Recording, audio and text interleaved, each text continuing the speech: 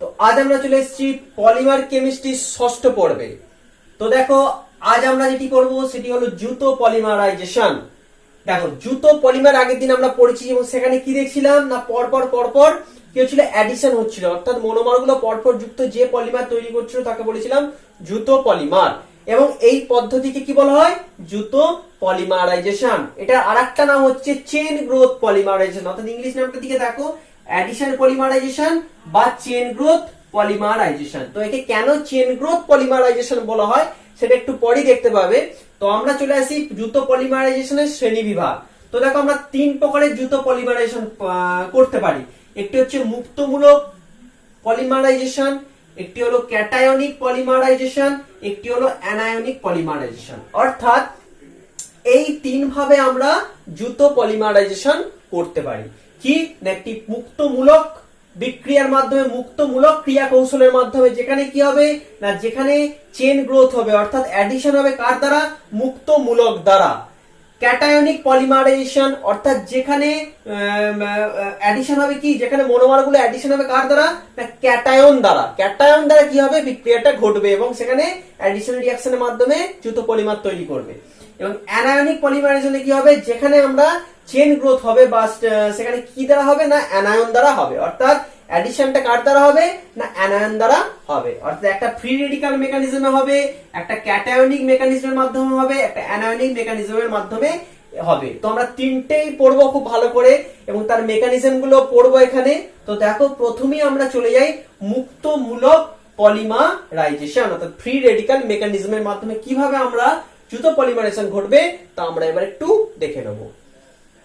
তো দেখো আমরা চলে এসেছি মুক্তমূলক পলিমারাইজেশন এবং এখানে এর ক্রিয়া কৌশলটা আমরা দেখবো, অর্থাৎ মেকানিজম দেখবো কিভাবে আমরা মুক্তমূলক ক্রিয়া কৌশলের মাধ্যমে মুক্তমূলক পলিমারাইজেশন পদ্ধতি করছি সেটা আমরা একটুখানি দেখবো। অর্থাৎ যেখানে জুতো পলিমার তৈরি করছি কার দ্বারা, মুক্তমূলক ক্রিয়া কৌশল দ্বারা। তো দেখো, তো প্রথমেই তোমরা দেখো মুক্তমূলক অর্থাৎ free radical mechanism. Free radical mechanism তোমরা দেখো এটা ক্লাস 11 এ কিন্তু তোমরা পড়েছো। দেখো এই মেকানিজমটা ক্লাস 11 এ কিন্তু তোমাদের পরিচিত। দেখো ফ্রি রেডিক্যাল, তো ফ্রি রেডিক্যাল কিভাবে ঘটে না, তোমরা জানো ফ্রি রেডিক্যাল কিসের সাথে ঘটে না, তাপ দিতে হয়। তাপ কি তাপ, অর্থাৎ এইচ নিউ, যেটাকে বলা হয় বিক্ষিপ্ত সূর্যালোক। তোমরা হ্যালোজেনেশন পড়েছো, সেই ক্লোরিনের হ্যালোজেনেশন কি হচ্ছে, এইচ নিউ দ্বারা বিক্ষিপ্ত সূর্যালোকের মাধ্যমে করেছো, বন্ড ব্রেক করেছো, বিক্ষিপ্ত সূর্যালোকের উপস্থিতিতে করি আমরা। আর অবশ্যই কি নিই, আর একটা জিনিস নিই, সূর্যালোকের উপস্থিতিতে করি। আর একটা জিনিস নিই কি নিই না, আমরা পারক্সাইডের প্রেজেন্সে করি। আমরা কি নিই, পারক্সাইডের উপস্থিতিতে করি। পারক্সাইড, যে কোনো পারক্সাইডের উপস্থিতিতে আমরা এই ফ্রি রেডিক্যাল মেকানিজমের মাধ্যমে মেকানিজম করি। ফ্রি পারক্সাইড মানে কি রকম, যেখানে যে কোনো পারক্সাইড নিতে পারি আমরা। এখানে ফিনাইল পারক্সাইড নিতে, অর্থাৎ বেনজোইল পারক্সাইডও নিতে পারি এবং অ্যাসিটাইল পারক্সাইডও নিতে পারি। অর্থাৎ বেনজোইল পারক্সাইড এখানে নিতে পারি। বেনজোইল আমি ইংরেজিতেই লিখছি, বেনজোইল পারক্সাইড অথবা অ্যাসিটাইল পারক্সাইড, যা খুশি, অ্যাসিটাইল পারক্সাইড বা ডাইঅক্সিজেন, যে কোনো পারক্সাইড, ডাইঅক্সিজেন একটা পারক্সাইড। অর্থাৎ যেখানে এই পারক্সাইড মানে কি বন্ড থাকবে, এই বন্ড থাকবে। এই বন্ডটাকে বলা হয় পারক্সাইড বন্ড। ঠিক আছে, তো কি হয় দেখো, কি হয় একটু মেকানিজমটা আমরা দেখি। আর একটা তোমরা জানো কি না, এই ক্রিয়া কৌশল, মুক্তমূলক ক্রিয়া কৌশল তিনটে স্টেপে ঘটে। একটি হচ্ছে সূচনা পর্যায়,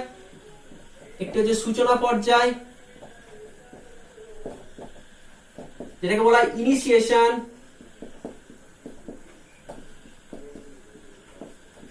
দু নম্বর হচ্ছে কি না, বিস্তার মাধ্যম বা বিস্তার পর্যায়, যেটাকে বলা হয় প্রোপাগেশন।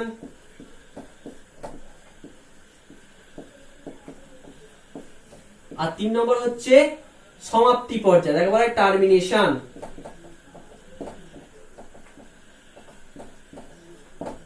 একে বলা হয় টার্মিনেশন। তো এই তিনটে পর্যায়ে তোমরা দেখেছো ঘটে। অর্থাৎ সূচনা পর্যায়ে যেখানে বিক্রিয়াটা কি হবে, সূচনা হবে, শুরু হবে, সেই পর্যায়টাকে বলা হয় সূচনা পর্যায়। বিস্তার পর্যায় মানে যেখানে কি হবে, রিঅ্যাকশনটা কি হবে, বিস্তার মাধ্যম লাগবে, বিস্তার হবে, অর্থাৎ রিঅ্যাকশনটা বাড়বে।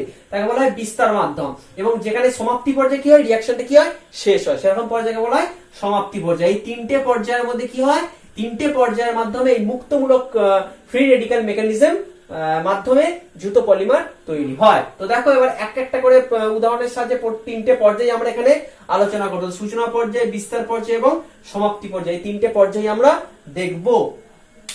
আমরা চলে এসেছি সূচনা পর্যায়ে। তো কি হয় এখানে, প্রথম আমরা যে কি নিই, পারক্সাইডের উপস্থিতিতে করি। তো পারক্সাইডের উপস্থিতি, যেমন একটা পারক্সাইড নিই, ধরো একটা যে কোনো পারক্সাইড নিলাম আমরা,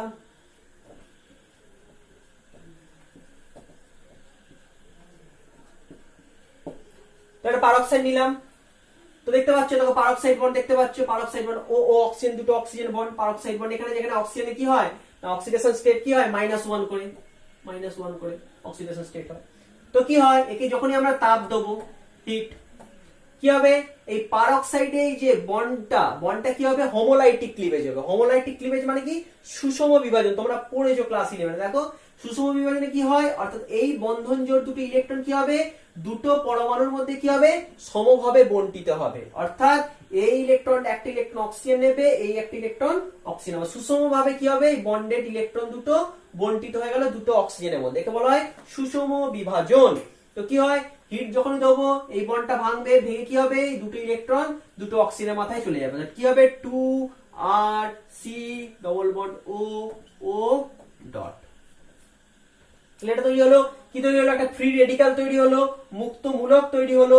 এবার কি হবে, আবার এটা কি হবে, যখনই আমরা হিট তো দিয়েছি, এই সূর্যালোক H এর উপস্থিতিতে হবে, তাপের প্রভাবে কি হবে, আবার এটা সুষম বিভাজন হবে। কোন বন্ডটার হবে, এবার ঠিক এই R আর C এর যে মধ্যবর্তীকার বন্ড, এটা সুষম বিভাজন হবে। অর্থাৎ কি হবে জিনিসটা, এই একটা ইলেকট্রন এ নিয়ে নেবে, এই একটা ইলেকট্রন আর নিয়ে নেবে, তাহলে কি তৈরি হবে না, R ডট, এটা তৈরি হবে প্লাস CO2। CO2 কেন, এই একটা ডট, এখানে যখন এই বন্ডের একটা ইলেকট্রন এই ডট হবে, এই ডট আর এই ডট মিলে কি এখানের মধ্যে বন্ড তৈরি করবে, তো কি হবে, CO2 বেরিয়ে যাবে আর তৈরি হবে একটা ফ্রি রেডিক্যাল। এটা একটা কি, ফ্রি রেডিক্যাল বা মুক্ত মূলক তৈরি হবে, ফ্রি রেডিক্যাল তৈরি হবে। এখন দেখো এই যে ফ্রি রেডিক্যাল, এ তো ইলেকট্রন ডেফিসিয়েন্ট, তাহলে কি চাইবে, যে আরেকটা ইলেকট্রন কোথা থেকে নিতে চাইবে, একটা ইলেকট্রন কি হবে, কোথাও থেকে নিতে হবে, মুক্ত, ফ্রি, একদম ফ্রি। অর্থাৎ একটা ইলেকট্রন ডেফিসিয়েন্ট আছে, সেজন্য একটা ইলেকট্রন কি করবে, নিতে চাইবে, ইলেকট্রোফাইল হিসেবে আচরণ করবে। অর্থাৎ যেখানে ইলেকট্রন সে গ্রহণ করার প্রবণতা বেশি, তাহলে কি করবে, ইলেকট্রোফাইল হিসেবে আচরণ করবে, একটা ইলেকট্রন নিতে চাইবে।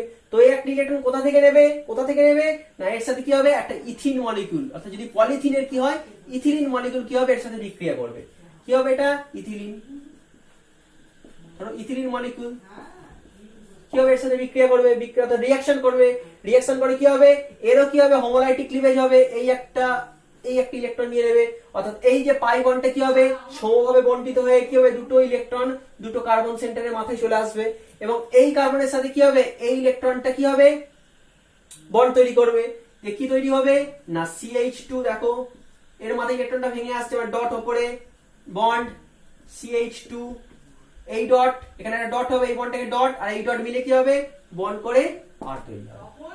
তো দেখো কি হচ্ছে, এবার কি হচ্ছে, এখান থেকে কি হচ্ছে, স্টেপ কি হচ্ছে, চেনটা কি হচ্ছে, গ্রোথ হচ্ছে, এই জন্য একে বলা হয় কি, চেন গ্রোথ পলিমারাইজেশন। এটার একটা নাম কি, চেন গ্রোথ। দেখো এখান থেকে কি হচ্ছে, চেনটা গ্রোথ হচ্ছে, এবার চেনটা কি হবে, বাড়বে। দেখো চেন গ্রোথ, দেখো আমরা বিক্রিয়া তাহলে এবারে শুরু করে দিচ্ছি, তো সূচনা পর্যায়ে স্টার্ট হয়ে গেছে বিক্রিয়াটা।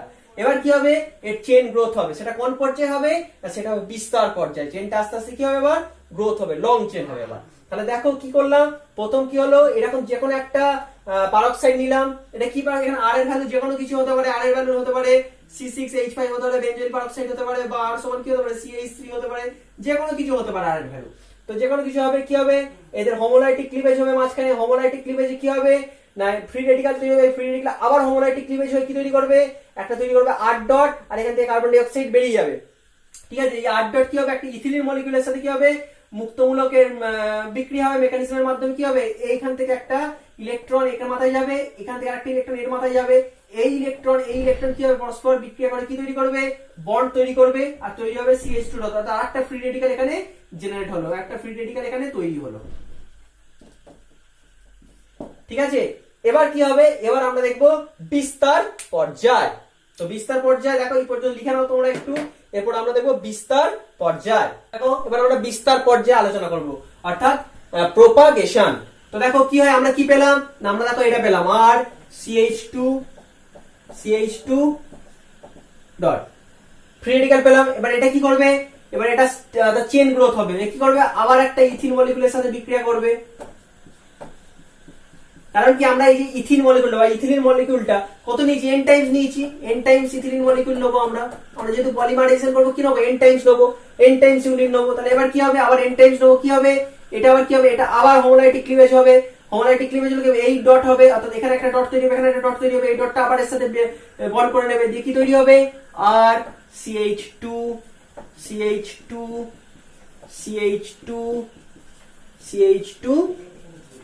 ডট। ঠিক আছে, আবার দেখো আবার যদি একটা ইথিলিন মলিকুল নিয়ে কি হবে, ইথিলিন মলিকুল নিয়ে কি হবে, তাহলে আবার এর সাথে কি হবে, আবার চেইন গ্রোথ হবে, আবার বাড়বে।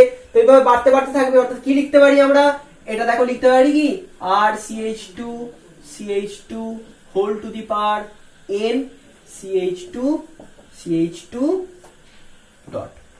দেখো এটা অর্থাৎ কি হবে, এই যে মাঝের এই চেনটা কি আছে ক্রমশ বাড়ছে, আবার এখানে ডট, আবার যদি ইথিলিন মলিকুল নিয়ে কি হবে, আবার হবে, তো n এখানে ঢুকে যাবে, n টাইমস এটা ইউনিট তৈরি হবে, এই ইউনিটটা কত তৈরি হবে, n টাইমস তৈরি হবে। সেজন্য কি লিখতে পারি, আর CH2 whole to the power n CH2 dot. এবার দেখো রিঅ্যাকশনটা তো এইভাবে শেষ হয়নি, তো এবার রিঅ্যাকশনটা কি করতে হবে, আমাকে সমাপ্তি পর্যায়ে করতে হবে, অর্থাৎ সমাপ্ত হতে হবে, এন্ড করতে হবে। এন্ড করার জন্য কি করব, আমাকে এই ফ্রি রেডিক্যালটা হটাতে হবে, ফ্রি রেডিক্যালটা কি সরাতে হবে। তো এবার আমরা এটা দেখবো, রিঅ্যাকশনটা শেষ করার জন্য আমরা কি দেখবো, এবার চলে আসবো সমাপ্তি পর্যায়ে। এবার আমরা চলে এসেছি সমাপ্তি পর্যায়ে। তো বিস্তার পর্যায়ে আমরা কি পেলাম, দেখো এইটা পেলাম আর CH2 whole n CH2 dot. দেখো এবার দেখো রিঅ্যাকশনে অসংখ্য এরকম ফ্রি রেডিক্যাল তৈরি হবে, এবং এরকম দুটো রেডিক্যাল, ধরো এরকম দুটো রেডিক্যাল পরস্পর কি হবে, বিক্রিয়া করবে। ধরো আমি এখানে এই দুটো রেডিক্যালকে আমি পাশাপাশি ভাবে দেখিয়ে দিচ্ছি ছোট্ট করে, দেখো তোমাদের বুঝতে সুবিধা হবে বলে। তো এরকম পরপর দুটো রেডিক্যাল নিলাম, অসংখ্য এই ফ্রি রেডিক্যাল মধ্যে পাশাপাশি দুটো এরকম রেডিক্যাল নিলাম। দেখো n CH2 dot plus CH2 dot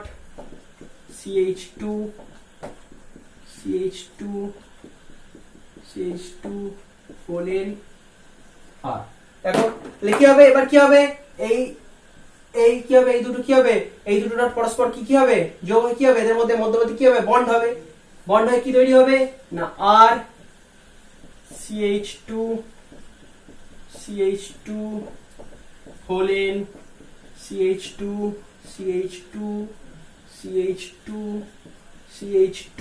এই দুটো চারটে, দুটো চারটে, এবার এটা হবে CH2 হোল n আর। বুঝা গেল? তো এটা লম্বা, দেখো কি হচ্ছে, এই ফ্রি রেডিক্যালটা কি হচ্ছে, ফ্রি রেডিক্যালটা অর্থাৎ কি হচ্ছে, এই ইলেকট্রন নিয়ে কি হচ্ছে, এটা একটা মুক্তমূলক থেকে একটা চেন যৌগ উৎপন্ন করছে। দেখো ফ্রি রেডিক্যালটা কি হচ্ছে, এখানে ইলেকট্রনটা কি হচ্ছে, আরেকটা ইলেকট্রন নিয়ে পরস্পর কি হচ্ছে, বন্ধনের মাধ্যমে আবদ্ধ হয়ে কি তৈরি করছে, একটা বড় পলিমার তৈরি করছে, পলিথিন তৈরি করছে। ঠিক আছে, তো এখানে দেখো রিঅ্যাকশনটা কি হচ্ছে, ফ্রি রেডিক্যাল থেকে কি হচ্ছে, সমাপ্তি হচ্ছে। অর্থাৎ রিঅ্যাকশনটা কি হচ্ছে, অ্যাডিশনের মাধ্যমে। এটা কি রিঅ্যাকশন না, অ্যাডিশন, যোগ হচ্ছে, দুটো ফ্রি রেডিক্যাল পরপর যোগ হয়ে কি হচ্ছে, অ্যাডিশন হচ্ছে, অর্থাৎ সংযুক্তি হচ্ছে। সংযুক্তির মাধ্যমে কি হচ্ছে, দুটো ফ্রি রেডিক্যাল যোগ হয়ে একটা বড় পলিমার তৈরি করছে। তো মনে রাখবে সমাপ্তি পর্যায়ে দেখো একটা অ্যাডিশনের মাধ্যমে হয়, আরেকটির মাধ্যমে হয়, সেটি হচ্ছে অসমঞ্জস বিক্রিয়ার মাধ্যমে হয়। সেটাও দেখিয়ে দিচ্ছি, সেই মেথডটা তোমাদের দেখিয়ে দিচ্ছি। তো দেখো অসমঞ্জস, এটা কি হচ্ছে, সংযুক্তির মাধ্যমে, অ্যাডিশনের মাধ্যমে, কম্বিনেশনের মাধ্যমে হচ্ছে। এবার যে মেথডটা দেখো সেটা হচ্ছে অসমঞ্জস বিক্রিয়ার মাধ্যমে হয়। দেখো তো দেখো কিভাবে হয়, দেখো এরকম রেডিক্যাল নিচ্ছি দুটো, আর CH2 whole n CH2 dot plus আরেকটা নিচ্ছি, ধরো CH2 dot CH2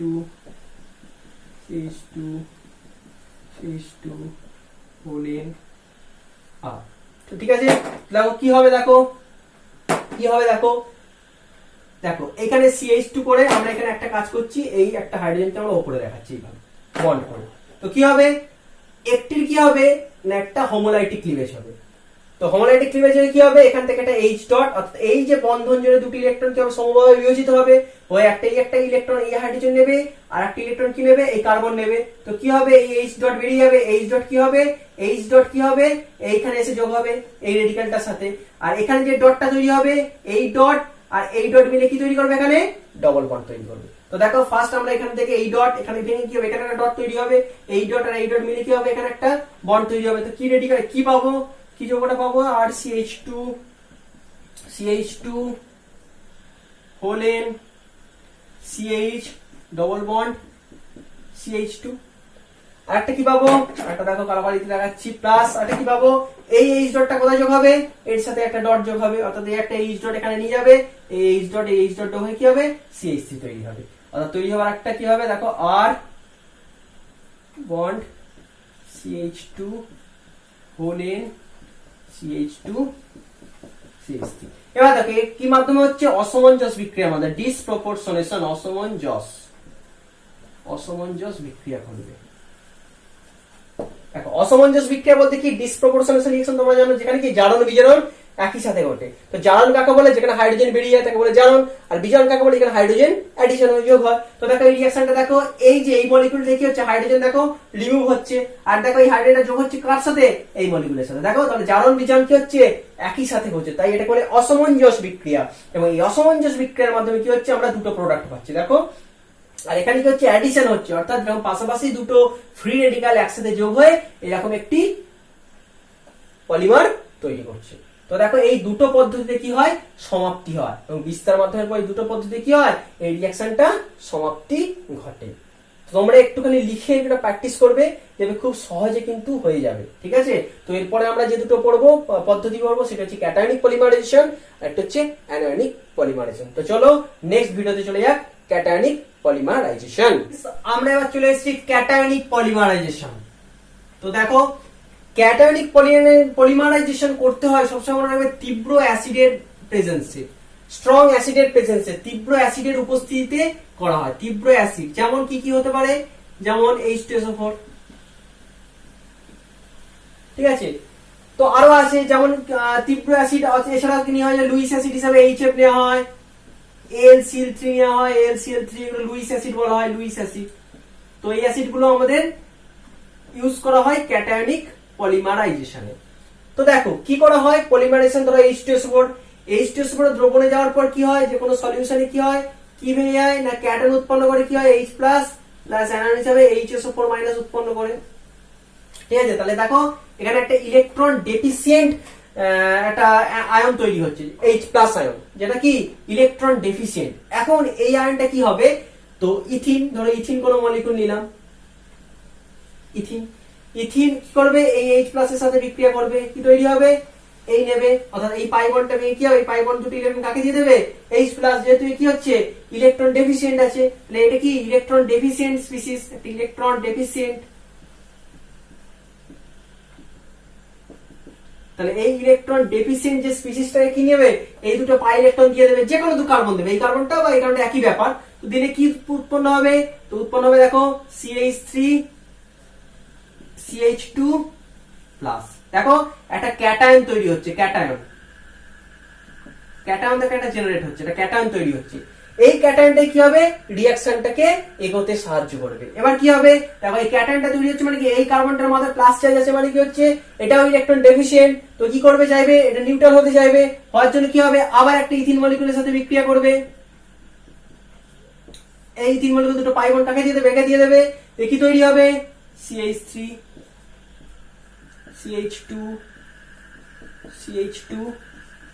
CH2 plus. আশা করি এবার তোমরা বুঝতে পারছো যে কিভাবে রিঅ্যাকশনটা চলবে, যে একটা আবার ইথিন মলিকিউল আবার এর সাথে যোগ হবে, রিঅ্যাকশন অংশগ্রহণ করবে, তো একই ভাবে এইভাবে কি হবে, চেইন বেড়ে যাবে, ঠিক আছে। কি হবে, অ্যাডিশন হতে হতে শৃঙ্খল কি হবে, চেইনটা কি হবে, শৃঙ্খল বাড়বে, ঠিক আছে। তো তোমরা বুঝতেই পারছো কিভাবে চলবে রিঅ্যাকশনটা, এবার রিঅ্যাকশনটা কিভাবে চলবে বুঝতেই পারছো। তো দেখো এইভাবে ক্যাটায়নিক পলিমারাইজেশন হয়। তো অ্যাকচুয়ালি আমরা এখানে ইথিনের এক্সাম্পল নিয়েছি, কিন্তু ইথিন আমরা দেখলাম যে পলিথিন, ইথিন কিসে তৈরি হচ্ছে না, ইথিন মুক্তমূলক ক্রিয়া কৌশলের মাধ্যমে আমাদের পলিথিন পাই। তো এখানে আমরা প্রত্যেক ক্ষেত্রে কি ক্যাটায়নিক পলিমারাইজেশনের কি উদাহরণ দিয়েছি না, ইথিনের উদাহরণটা নিয়েছি, কারণ কি আমরা হাইপোথেটিক্যাল একটা উদাহরণ নিচ্ছি, যেটাকে আমরা একটা উদাহরণকে ধরি আমরা সবকটা পলিমারাইজেশন দেখছি। তো দেখো অ্যাকচুয়ালি এর প্রপার এক্সাম্পল যদি নিই, উদাহরণ নিই, প্রপার এক্সাম্পল যদি নিই তো হবে কি না পলিস্টাইরিন। উদাহরণগুলো একটু খুব ভালো করে মনে রাখতে হবে। পলিস্টাইরিন 2 নম্বর উদাহরণ হিসেবে নিতে পারি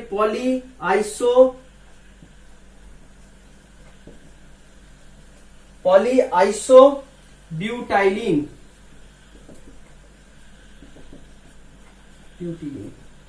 ঠিক আছে, এগুলো হচ্ছে অরিজিনালি কি হবে না ক্যাটায়নিক পলিমারাইজেশনের উদাহরণ, অর্থাৎ ক্যাটায়নিক পলিমারাইজেশনের মাধ্যমে কি তৈরি হয় পলিস্টাইরিন তৈরি হয়। স্টাইরিনের সঙ্গে আমরা আগেই পড়ে গেছি, ফেলেছি কি না এইটা, তো কি হবে এই বন্ডটা ভাঙবে, তো কি হবে এখান থেকে কি তৈরি হবে এরকম n সংখ্যক ইউনিট তৈরি হবে।